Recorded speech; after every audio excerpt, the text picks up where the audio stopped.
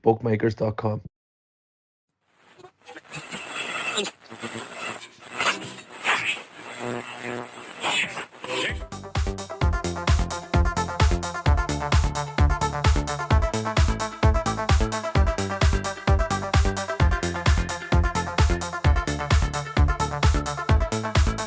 What's going on with the sound on this thing at the minute? But anyway, let's start again.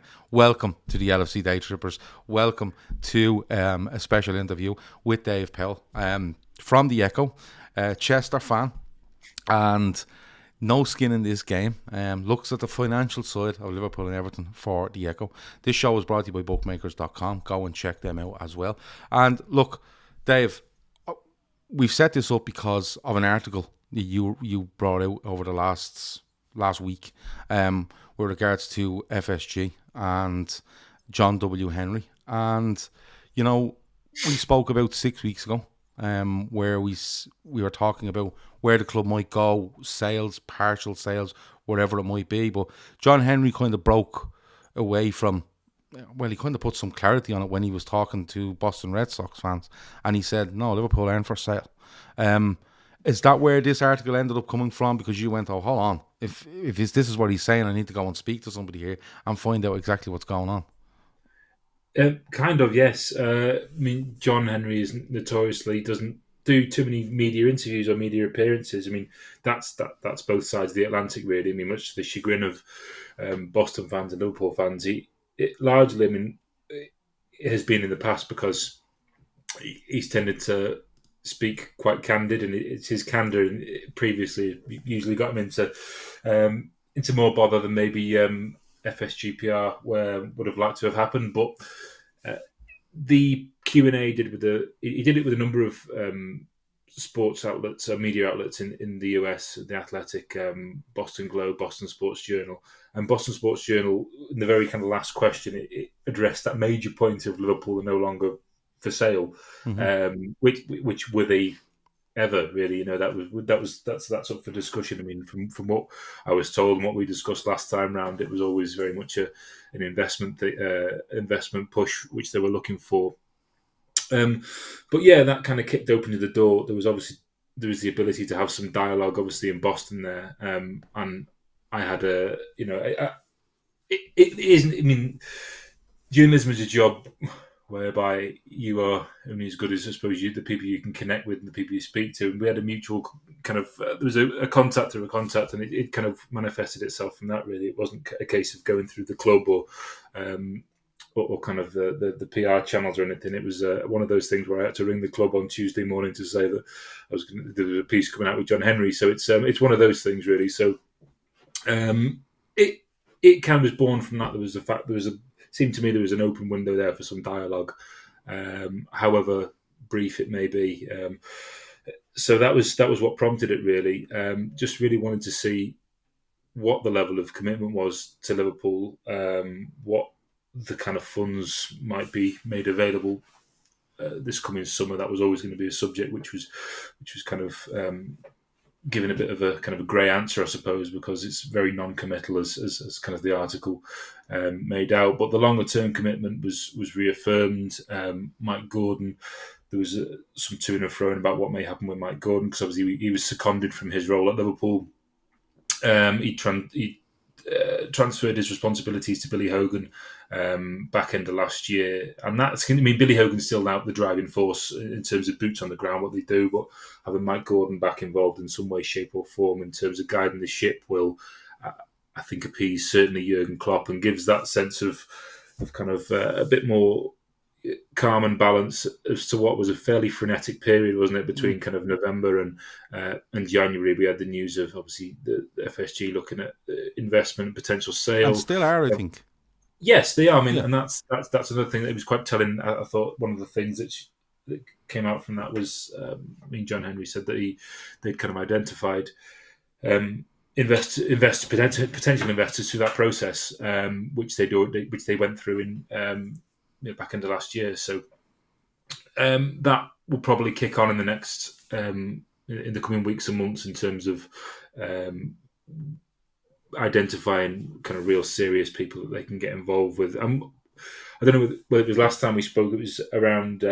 We talked around the potential for media companies, entertainment companies that may fancy a slice of this, and for Liverpool and FSG that makes sense in terms of they can get someone in to scale a business, provide them with a whole load of capital, but also help them to guide what the business looks like in the next 5 to 10 years. After which time they may decide to cash in the chips and check out, but then they'd have someone in situ who could be in the position to take over the club in its entirety. But I mean, that's all pure kind of hearsay. But yeah, it was a really there's a period of time where there's the Julian Ward stuff came out shortly after that, and obviously on the back of Michael Edwards last summer, everything seemed really uneasy. And then obviously we had Ian Graham kind of saying he was going to leave. But in recent weeks, we've had a bit more security over. At least we know what's happening now. I mean, it's investment they're looking for. Then we've had Will Spearman who's going to be taking over Ian Graham's role. That's that provides some continuity. And then Mike Gordon kind of being in and around the fray again, that again makes things, it starts to redress the balance. And with that tying in with the form on the pitch, I think all this is starting to even itself out a little bit after a real period of tumult. Yeah, look, when you go back to November and the stories broke, and this is probably going back on the other show that we've done, and if you haven't, I'll link it above for people watching afterwards. But, when you go back to November and the story came out, Liverpool are for sale, and nothing really happened. And we were saying on the last interview we done with you, where we were saying, has anything happened? There's no doubt if they brought in two financial institutions, didn't they, to look at things, and I think that's kind of being cleared up as well in the last couple of days, where yes, they brought them in to look at potential investors, and that's gone through and stuff like that. And he says when he's talking to the Boston Red Sox, he says that Liverpool aren't for sale. We have looked at potential investment, and there is a chance of that being there, and strategic partner as they call it. And look, all this to me is fairly standard, right? Without making a big hullabaloo about it, it's all very standard. And people that don't like FSG will immediately think, oh, here we go, he's defending FSG. I'm not. If FSG aren't in Liverpool tomorrow and Liverpool are able to compete at a financial level, I'm absolutely fine with it. It doesn't make a difference to me, really, if FSG own Liverpool or not. I'll just go and watch Liverpool. Having said that, I do have issues over state ownership, and I've said that quite clearly. But this has gone on, and is it a bit underwhelming when it comes down to it? Because you ask these questions, you get great answers. Don't get me wrong, because it's answers people wanted to hear. But is it a bit, for all the furore around it, does it come across, well, yeah, probably I've got the answers I needed, and it just seems like normal business practice? Because that's the way it comes across to me. Maybe because I'm trying to be logical all the time, it just comes across as, yeah, they're not selling. Yeah, they never really said they were. Yeah, they're looking for investment. It absolutely makes sense, because Liverpool are earning 731 million or something in revenue every year, and run a business brilliantly. And they run a business brilliantly. There's no argument against that. But when you look at what they're up against, they probably have to stretch beyond that to compete, and that's some of it's down to the way their model is, and some of it's down to the way others carry on as well. It just feels like this is a bit of a normal progression thing, but there's definitely going to be pressure on them come the summer to spend a lot of money. It is. I mean, I've said countless times, I don't think I've ever written so much about something which has never happened before. I've written kind of chapter and verse about things that just haven't happened, or weren't going to happen. I mean, it was back in. It caught me by surprise, actually, because I'd been in New York in end of October last year. And when the FSG kind of sales stuff broke early November, kind of caught me by surprise, because they've always been open to looking at inward investment, but the full sale thing caught me by surprise a little bit, and so it wasn't until a couple of weeks later when I speak to some people who kind of built relationships with, know and trust, etc., and they said repeatedly it was a case of this is testing the water in the wake of Chelsea. They wanted to know a value of the business, because it's very difficult, because we live in we operate in football operates in largely in English football in kind of a sale market. So the sale of the last team represents the kind of the chance of value or the value proposition in the next sale. Chelsea provided that for the first time for a long time because teams in the Big Six just don't come up very often for sale. So I think that prompted Liverpool to think, well, maybe we see what the business is worth here. But it's not just a case of for the full sale. It's a case of they wanted to see what the business is worth so they could see how much they could sell for a partial stake and what the kind of the equity value of that would be. Would it allow them enough money to recapitalise the business, to allow them to meet these kind of... I mean, they're going to have to make, if they go on an extensive rebuild this summer, yes, they can amortise those transfer payments over the next, 5 years or so, and they've got the room to do that because their amortisation payments are kind of the lowest at the top six, I think, or their amortisation charges rather. But you still have to meet those kind of payments, the initial kind of capital required to make those payments. Chelsea had that when they had the sale, which is why they've been able to sign all these players, because they had the capital behind them from Clearlake. There was a whole chunk of capital there. They can make all these transfer payments initially. It's fine. Then they can spread the payments over a longer term. All that's fine. Liverpool don't want to negatively impact cash flow too much, so recapitalising the business in that sense makes sense.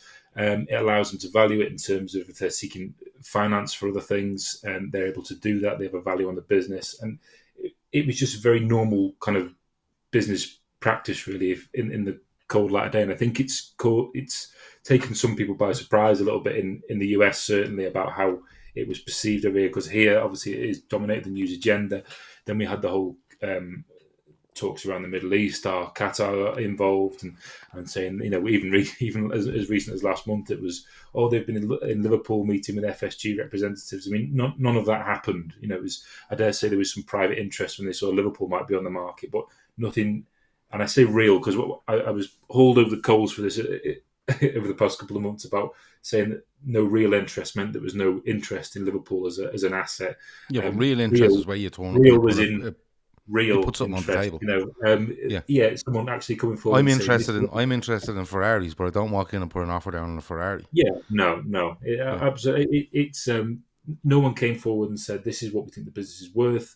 This is the stake we want, and then so there was a narrative which kind of carried on for a long time around the whole thing fell down over the stake that FSG wanted to sell to Qatar, and then they somehow just pivoted their attention straight to Manchester United after that, as if we're selling kind of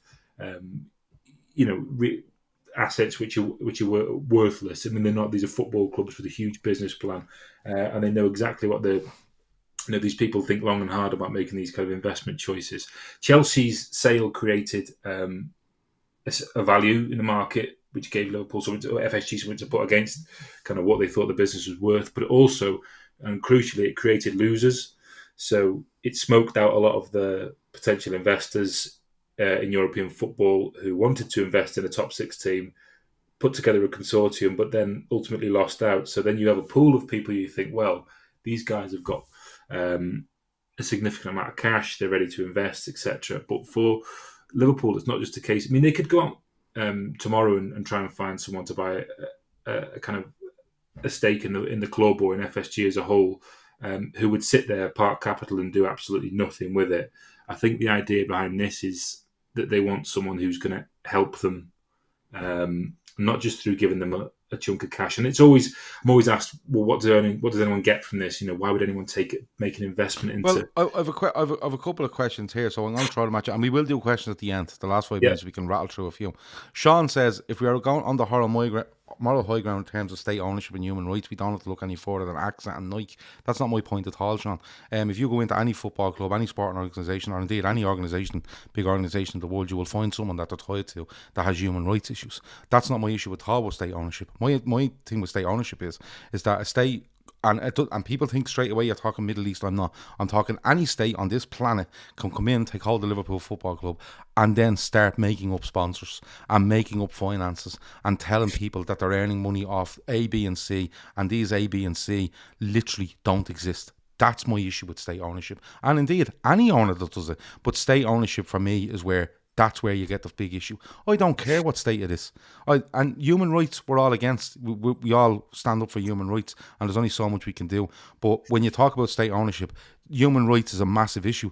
But people seem to ignore this over here, where are we okay to go in and start saying we're earning 50, 60 million a year off this company that has some, person's face that's on the 6th page of the Google search as their CEO? No, that's not for me, and that's where I stand on it. But Gavin Nichols asks as well. Sorry, he says, "Did you ask him or get the impression?" I'm going to paraphrase a little bit. Did you ask him or get the impression if the percentage of a sale, like a minority sale, would be in FSG or in Liverpool Football Club? Because I think it's important if that not that it's clarified, that we have an idea here, because wasn't it Redboard bought X amount of Fenway Sports Group, and we're like, where's all that money? Why isn't it gone into Liverpool? I think if it's an investor, it has to be an investor into the Liverpool Football Club as opposed to Fenway as a larger organisation. Liverpool is the vehicle which they're looking to get investment in specifically. It was mentioned a few weeks ago that they may look towards taking investment into FSG, but from what I can gather, it's been Liverpool specifically which they've been looking towards, because they want to recapitalise that business specifically. It would be quite easy for them and very far less labour intensive to just get Redbird to increase an equity stake in FSG as a whole. It wouldn't impact any, because they don't have a seat on the table at Liverpool in their board seat there.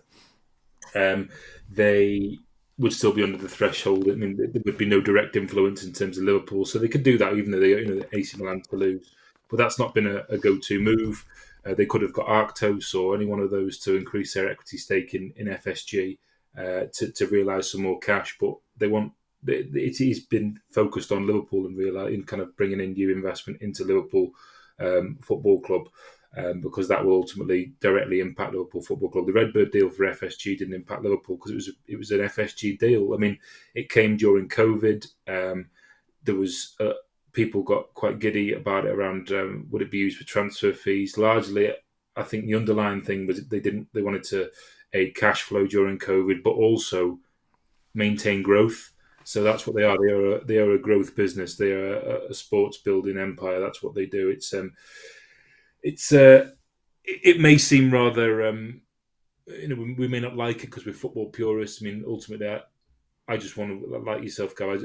I support Chester. We're owned by the fans, but we went bust in 2010, and ultimately, I don't really care. I mean, I just want to watch the football and just know the ownership is an aside. It's something that ideally I don't really want to think about,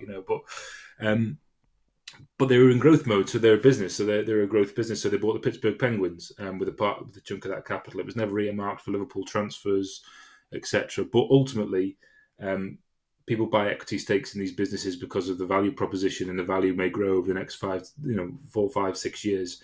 Which is, 3 to 5 years to 7 maybe is when like PE, private equity, tends to the lifespan of that investment when they cash out, and that's when they realise the benefit of their investment. So what they do with the capital really is, if they're not too concerned with, but Redbird's a bit different because they're they're business builders, so they provide scalable capital, so they'll provide capital to businesses to provide growth, to help them grow, which is what they did with the Penguins. But this, to answer the question, is around Liverpool investment, but you can never rule anything else out. What I think the whole focus has been on Liverpool. So let's just say let's just take a hypothetical, okay? Liverpool sell 20% of the football club, right? FSG sell 20% of Liverpool Football Club, and let's just value at £800 million, right? Because £4 billion is the number that floats around. I don't know if it'll be higher or lower than that, right? Because I'm no expert on this. 800 million quid is being paid by whoever to buy 20% of Liverpool Football Club. Where does that 800 million go? Because a lot of people think, FSG will just take their 800 million, someone will come in on board and they'll just truck on the way they are. But my belief behind it is, hold on, if I put 800 million quid in here, I'm putting in a big commitment to your project. I need you to show some commitment towards me coming in as well. So FSG might end up with 400 of it, and 400 is earmarked for whatever it might be within the club. Infrastructure's fantastic now when you see what's finishing up at the Anfield Road end by the end of this year, but start next season, I think. But is that the sort of money you're looking at? Is that where the investor comes in and says, I'm giving you 8, but literally I want half of that to be put into the club, and on-field stuff, wherever it might be, and that's how they work with each other? Because I'm not investing 800 million quid in Liverpool for FSG to take 800 million and say, I own 20% now, and like we're earning 700 million a year, but we're spending absolutely everything we have to keep up with what's going on elsewhere. It doesn't make sense. I think what you may see is, I think someone, well, I've not been told this, but I do think whoever comes in now will be someone that has a say in the business, takes a seat at the table. And we haven't had that before, really. Aside from, I think it'll be a different voice. I think if it does happen, I think it'll be someone that takes a stake and a seat at the table. But in terms of the capital that arrives, it's definitely it would be pure guesswork to see where it goes. But you imagine that there will be a lot still earmarked for infrastructure, because they are trying to identify growth opportunities still, whether that's through acquisition of more real estate, whether that's through the debt issue isn't so pertinent, because it's an intercompany loan that they've been paying interest. They've been paying it back over a period of time. Another chunk of that was paid back off the recent accounts. Go towards aid cash flow, etc. But then there will also be a chunk of it used. You would imagine, you would certainly hope for squad rebuilding, because ultimately that's Liverpool is still only as valuable to FSG as that goes hand in hand. The success on the pitch and the success of them as a football club off the field goes hand in hand, more so than any of their other sporting assets, because the potential pitfalls for failure are particularly deep. Whereas in baseball, I think we spoke about last time, and there is the ability to kind of do that. Much while fans become annoyed at that, you can have up years, down years. Liverpool have to maintain consistent performance in order to satisfy commercial contracts, to satisfy the desire of players to sign, the desire of players to stay, to tap into lucrative prize money such as the Champions League, and also to be in kind of getting the major broadcast revenues from European football as well, but also to hold on to their global audience, because they are, unlike the Boston Red Sox, they are a global. They're a global brand, so it's they have a fan base of hundreds of millions around the world, and I think the US particularly still sees themselves as scratching the surface of that market. Moving forward, broadcast is going to change immeasurably. I think over the next 10 years, we're going to see a lot more kind of streamed content. Football clubs aren't going to have so much ownership over that content still, because ultimately the Premier League would kill itself if it did that.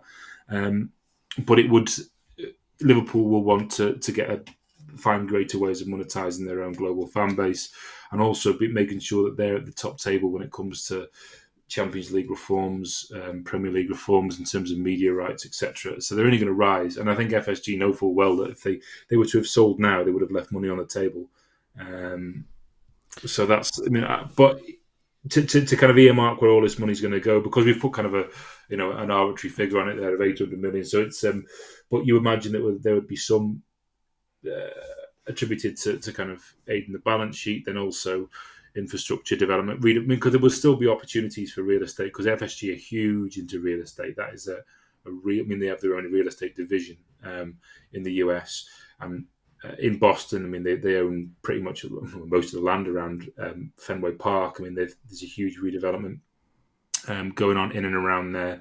They've just last year they finished the I think it's the music hall there. It's a 5,000 seat concert arena. What's to say they don't purchase real estate in Liverpool, in and around Liverpool, to grow that portfolio? because that would be of huge value to them. It would be something that would ultimately benefit both club and FSG ultimately. So there's a lot. There's a lot which could potentially happen with that, but again, it would be pure guesswork. But it's kind of educated guesswork, I suppose. Just in the case of, if Liverpool won, we see these accounts that come out, and we see the revenue that they take in, and the profit is like minimal, but that goes against what you're paying out. Like, it costs a hell of a lot of money to run a football club, and people do get frustrated at the the fact that we earn all this money, and we're having an indifferent season. It's starting to become from bad to it's a bit indifferent. It's getting better as it goes on, and people do get frustrated.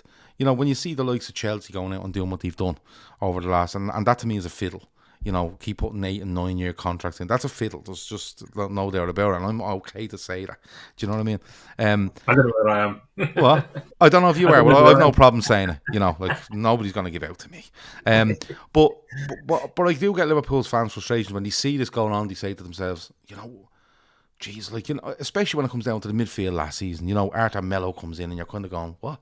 And part of me does go, lads, just need to go a bit further than that. And then part of me does go, but hold on, who's making that call? Is it the manager making that call? Because there's so many questions there as to, is the manager deciding, no, I don't need anyone? And the manager comes out more or less says, I think it might be in towards Christmas, he said, or after the window, and he said, I didn't think we needed one. Everyone think we did, and I think you might be right. When he says stuff like that, but there's no getting around the fact that what's leaving Liverpool this summer with regards to numbers and what's going to need to come in. With regards to FFP, I presume Liverpool are in an absolutely fine position to go out and spend 200 million quid net spend, as people like to say. They're in a position to do that. I don't think there's an issue there. Is that right? Because FFP is no issue for Liverpool whatsoever. It won't be a consideration. I mean, you touched on before about minimal profit.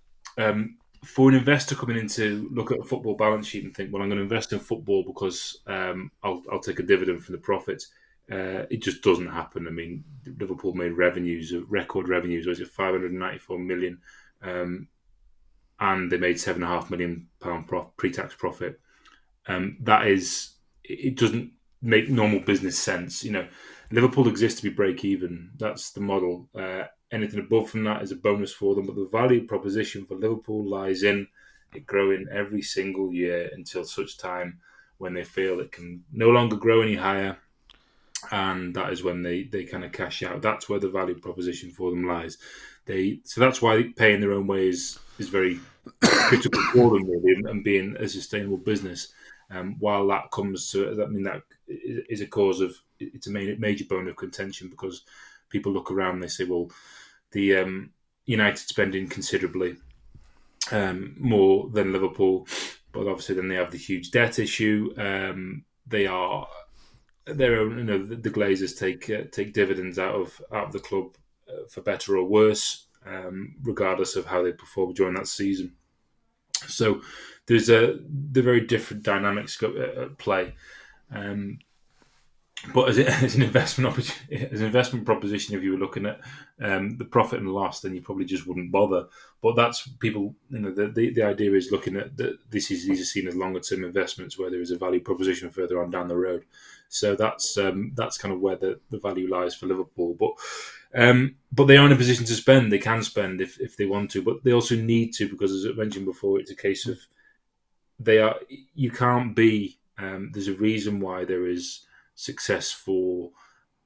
Why Manchester United are popular globally, because they were a successful brand on the field as well at a time when the Premier League was exploding. So when it was reaching new markets and touring countries, around the globe for pre-season, etc., and reaching new markets for the media. So they were at the forefront of it. So they kind of really embedded themselves in that. Liverpool have come along this past decade, well, certainly the past 5-6 years, and they've really brought that to a new generation and grown that fan base. But in order to be successful off the pitch, you have to be successful in football on the pitch, which is why there is they've been tremendously successful in almost kind of cheating the house a little bit, and we talk about, we've said about Moneyball and yeah, they've definitely taken risks, and they invested heavily some in of them. that, though. But look, they do invest. Like if we look at like the last couple of signings, it's 40 million on Gakpo, it's 64 rising to possibly 80 on Darwin Núñez, and then Luis Diaz was 50 odd million quid. So the last three players, is 170 million quid, raising to probably 190 if my maths are right. So it's not like they don't put money in, right? The thing is, for me, is that the outs have been the problem, and they should have got rid of two midfielders last summer, and they should have spent money to replace them. And that's, for me, is a mixture of, A, the planning was wrong, and B, when you don't do that, people will accuse you of, they don't spend money. I think they don't spend money because they didn't act on the outs last summer. And I think I actually hear him from Klopp now, where he is, without saying it, because he's quite loyal. When I say loyal to players, people think he's too loyal. I'm saying he's very respectful of players. He doesn't throw a lot under the bus. But I think it's starting to come around now that Klopp is more or less saying, yeah, we absolutely need to strengthen in certain areas. And he hasn't come out and said, oh, well, I'm them two are going and I'm getting these, I want these players in. But there's two steps to it. And that's where it's interesting with Mike Gordon coming back in, because he's quite close to Jurgen Klopp. Yeah, you've seen Michael Edwards leave and the other lad is leaving now as well, but it seems to be a shift. But, they spend a lot of money, they earn a lot of money, that's the model, you have to live with it. And even at this model, without investment come this summer, Liverpool need to go out and spend possibly, we done a show last week, and it came out with about 190 to 200 million net, right? Because all we could see leaving for any money was possibly Caoimhín Kelleher and Joel Matip, which is probably 35 to 40 million. If you're signing Jude Bellingham and you're signing two more midfielders on top and possibly a centre half, we even had the centre half in as a free transfer to see if you could keep the money below 200. But it gets very close to 200, even if it's three players. So they have to spend it. But the one question I want to ask you is, what's going on with Man City in the Premier League? Okay, we know that Liverpool are competing against clubs that Liverpool feel aren't on the same playing field as them. They've come in from day one and have said they were big into FFP when they come in. We heard about it all the time. Has what's gone on with the Premier League and Man City piqued Liverpool's interest, FSG's interest, where they went, yeah, we are looking into a full sale, but hold on a minute, because if this gets thrown at Man City and something happens to Man City, it reels everyone else in. And then Liverpool, in a very healthy financial situation, becomes stronger again because of it. Do you think that might have influenced maybe the decision a little bit? Because they would have known what was coming before anybody. All these owners know what's coming before, the general media or the general public. They'd be happier for sure in terms of seeing that there is. I mean, it depends how it's followed through, but if this is shown to have some teeth and FFP and things, or profit and sustainability rules, etc., being taken seriously, and if UEFA grows some more teeth and clamps down harder in Europe on the likes of PSG, etc., and really gets a hold of it, then that absolutely is something which would please FSG. Whether it's been a factor in their decision making in terms of them remaining custodians of Liverpool, I don't know. I genuinely don't know. I mean, from what I was told from people who were close to this from the start, it was always a case of it was an investment search, never a full sale search. So I don't think they've ever thought we're selling. But then, hang on a second, I know that a couple of things were quite bruising for FSG and maybe John Henry in particular. So the Project Big Picture, he was an advocate for, he was a driver for. So the change to the Premier League about reducing the size of the league by, I think it was 2 teams, maybe kicking back more money to the EFL, and then maybe removing them, or Premier League teams where they take part voluntarily in things like the Carabao Cup, which would allow them to free up more time in their diary to do exhibition matches or take part in other competitions, etc. That was something which Henry was an advocate for. I do think the Super League was something which a lot of teams went along with, because it would have been absolutely, you need to be kind of inside the 10p and out, then outside the 10p and into stuff. So yeah, but the way they went around that was horrendous. Oh, you know, horrific. as a PR exercise to Liverpool fans, it was horrendous. Almost unforgivable. I mean, and they are almost. They are I agree. Very lucky actually that the complete. I mean, I think they had an element of some credit in the bank, which allowed them to avoid the kind of ire that the Glazers had, but they were still as culpable as anyone else, because they went forward with it.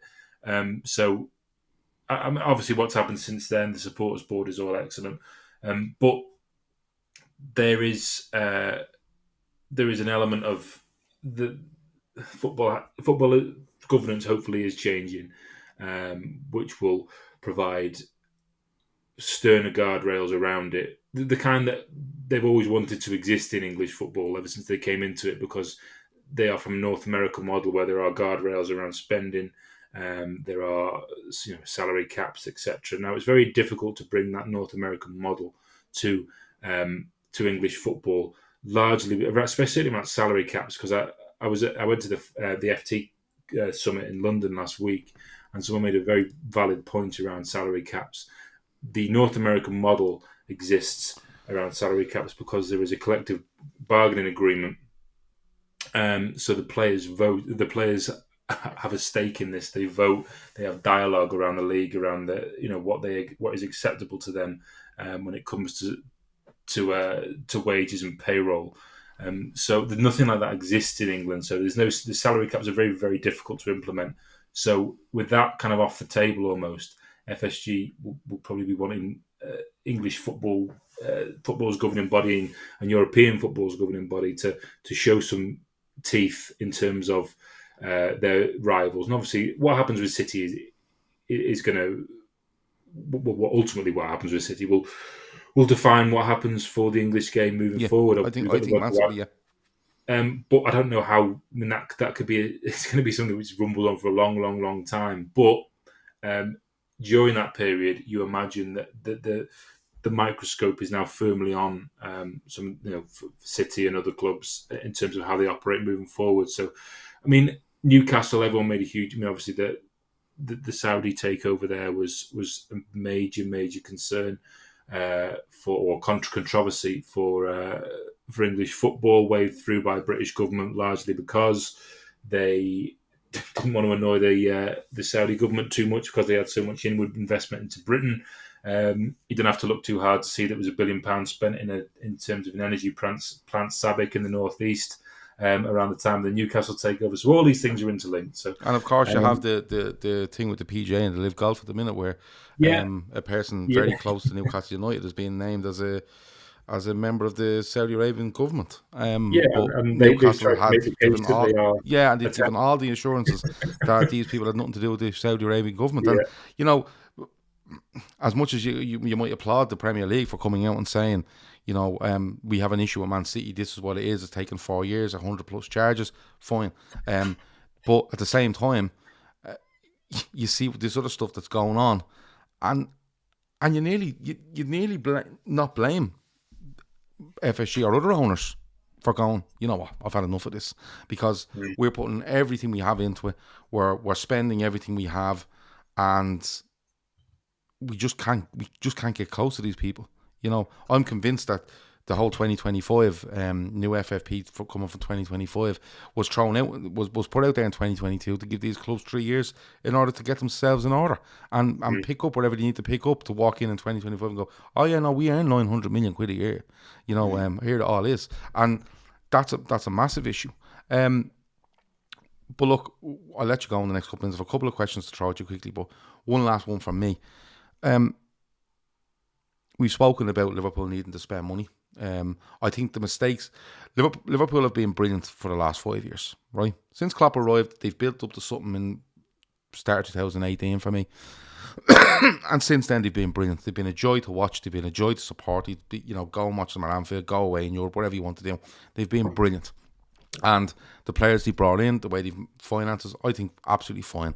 I think over the last year, I think they've let themselves down with regards to, I think the owners, I think the manager, I think recruitment, I think as a whole team, they've been indecisive in what they wanted to do for the next stage. That's my opinion. And you can assign any percentage of blame wherever you want. But at the end of the day, when they win things, they're all great. So when they're not winning things and they've made a mess of something, they're all not good. They're not all not great.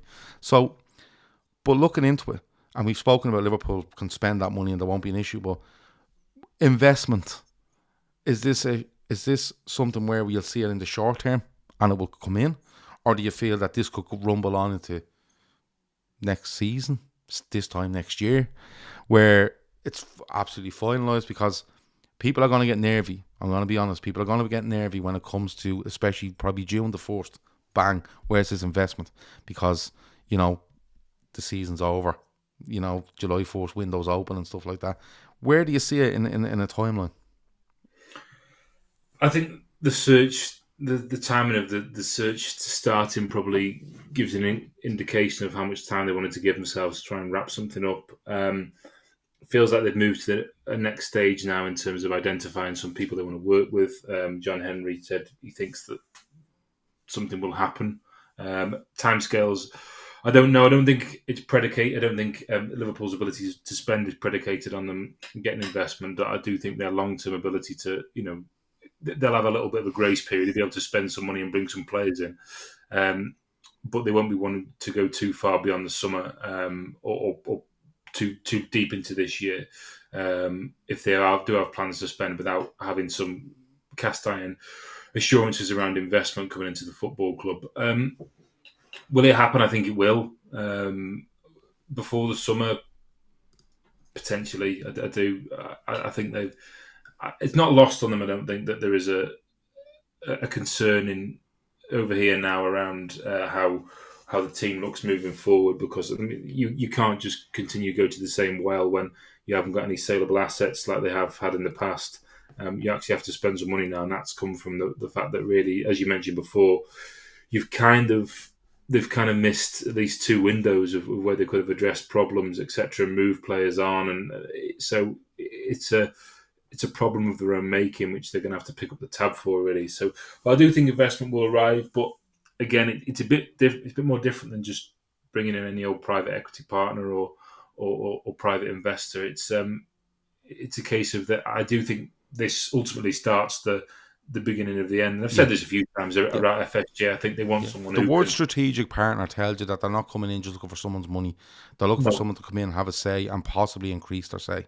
Yeah, I think they want someone to come in, help them drive forward. So you look at. I know Liberty Media was mentioned. They said this is just a purely using this as an example. So Liberty Media, for example, own the F1, and they have. So things like Drive to Survive have been the absolute making of what F1 is at the moment. It was a sport which was struggling a little before that in terms of audience. Now, my wife watches this Drive to Survive, and she has she's never watched an F1 race in her life before. So things like that, and it's not just talking about Amazon All or Nothing documentaries or anything like that. Yeah, my wife's the same with Full Swing. She'd never. It's about content. I play golf. She hates. She not hates golf, no interest, and she literally watched them all in a day because she just went, "This is amazing." It's about content. I'm not just saying about making. They just want someone who's going to make documentaries about Liverpool. They want someone to come in who has an idea of how to reach audiences and engage and ultimately drive revenues forward. Because that's what it's about. They have a huge fan base. They want to continue to grow it, yes, but then they have to try and find ways of extracting money from it, really, and putting themselves at the vanguard of where football is going. And making sure that they are well positioned for that. So, and it sounds really, in the cold light of day when we talk about football like this, and I get that it's my job to talk about football finance, but it seems kind of it's very much goes against what ultimately it takes you away from what goes on the pitch. But now it's so It's so kind of goes hand in hand with what goes on the pitch. It's impossible to ignore. So I do think that they will tie something up, but I do think it will be for someone that could potentially accrete a minority shareholding over time and Possibly give be FSG an out, which would be simpler to kind of conclude at a later date, and it means they don't have to leave any value on the table. It means they can realise some cash now for things. They can recapitalise the business, and it's and everyone's happy. But that's only everyone's happy provided they spend some money on the team. Yeah, I think like there's people asking there like you know, if they don't invest significant money in the summer, would you know? Like, let's be honest about it. If FSG come out this summer after what I believe is mistakes they've made between them, and I've said it already, between them and other parties within the club, they've made mistakes over this squad. If they don't right that this summer, okay, like it's people are asking would they be under pressure? Yes, massively, because you know, when you see the words from Jurgen Klopp over the last 2 weeks in particular, his whole demeanour has changed, where he used to be, oh, you know, we're always in the market, and if something, the right player comes up, and that's been thrown around so many times, the right player, but his whole demeanour's changed, where he's basically saying, oh no, we need to do something here. We absolutely need to do something, and we are going to do something, you know. So it's not like we can get to the end of the summer and we haven't signed 3 or 4 players, which they absolutely need. And that's not, listen, you can be the most avid Liverpool fan that just want player after player in the door, but any Liverpool fan looking at that going, it's definitely 3 or 4 players. It's actually 4 plus possibly. I think 4 is probably the number where, yeah, that's a sweet enough number. You could go a bit more depending if you wanted to do something around the edges of the squad. But if they get to the end of that summer, the pressure absolutely comes on them, because you can't revert back to Klopp and people saying, oh, but Klopp's saying the right player, and Klopp's saying this, and Klopp's telling you 3 months out before this window opens he needs to do something. And Liverpool are famed for looking at players a year before, so it's definitely something where I would be amazed if Liverpool don't invest huge money in the summer. Absolutely amazed, because of what's gone on before, the demeanour of the manager, what he said, what's needed. And amongst all this has been talk of sales and, you know, partial investments and stuff like that. But we'll have to wait and see. But you know, Jude Bellingham's going to cost a few quid. So there we go. And everyone's biting that's the lip and they're looking sideways when he's being mentioned. And but look, we'll have to wait and see. But look, Dave, put out a credit card, it's fine. Put it on the card. Of course, isn't that the thing with Chester? No credit cards at the club. No credit cards. No, can't no have credit one. cards at the club at Chester. No credit facilities whatsoever around with the fans. So if you're ever around Chester way, go down and watch them. You might find Dave in the bar. We're flying now. Actually, we're absolutely flying. So yeah, they're flying. So you never know. They could be playing Liverpool sooner than you think. But look, Dave, I know it's Friday night. I know you've been busy, man, all week. But it's been an absolute pleasure to have you on. Thanks to everyone that's been in the chat. That's put in their comments this evening. I've read loads of them as they've gone along. I've put a few up on the screen. We've just about ran out of time though, because there's another show coming on the channel in about 10 minutes time where we preview the Premier League. So go and check that out. Like, subscribe, comment. We're open. You do what you like. Fill your boots. Dave, it's been a pleasure. As always, Gav. Yeah. And the next time John W. Henry opens his mouth, I'll give you a ring. So you see this to me first. So. Yeah. Okay. No problem. Yeah. Good man. That's been it. Talk to you in a bit. Over and out. Take care.